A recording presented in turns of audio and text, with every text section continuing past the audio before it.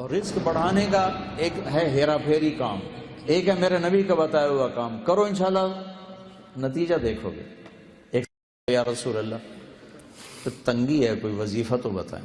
اور میرے نبی کی عادت تھی بڑے وظیفے نہیں بتاتے تھے، اپنی امت پہ رحمت اور شفقت تھی، اتنے ہزار واری ہے پڑھو، اتنے ہزار واری ہے پڑھو، کوئی میرے نبی سے نہیں ملتا یہ کام۔ تو میرے نبی نے کہا، ان کا یا رسول اللہ روزگار کی تنگی ہے، کوئی وظیفہ؟ تو آپ نے فرمایا آسان، باوضو رہا کر تیرا رزق بڑھ جائے گا۔ ادم علی الطہارہ یوسع علیک رزقک، باوضو رہا کر اللہ رزق بڑھا دے گا۔ ابھی ایک لوٹے پانی نال کم بن گئی، باوضو رہو، یہ تو ہو ہی گا کہ اللہ رزق بڑھائے گا۔ چند باتیں اور سنو، جو باوضو رہتا ہے شیطان اس سے ڈرتا ہے، جو باوضو رہتا ہے اللہ اس سے محبت کرتا ہے، جو وضو کر کے سوتا ہے ایک فرشتہ ساری رات اس کے ساتھ ہوتا ہے، ساری رات۔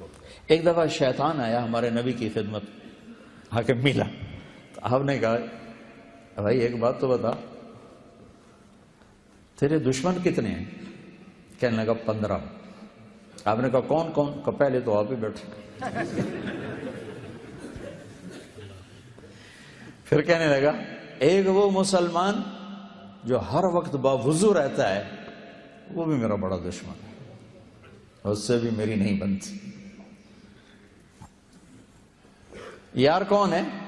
کہا یہ غصے والا میرا بڑا یار ہے، اور بخیل بھی بڑا یار ہے، کنجوس، اور نشے والا بھی بڑا یار ہے۔ اور اگر یہ تین کام کٹھے کسی میں ہو جائیں، غصے والا بھی ہو، بخل بھی ہو، نشہ بھی ہوگا، یہ بات او پیر تے میں مرید۔ یہ اللہ کے نبی سے نہیں، یہ ایک اور عابد نے پوچھا تھا، بنی اسرائیل کے عابد نے شیطان سے کہ تیرے یار کون سے؟ تو اس نے کہا نشے والا، غصے والا، بخل والا، اور اگر تینوں کٹھے ہو جائیں تو او پیر سائیں تو میں مرید سائیں۔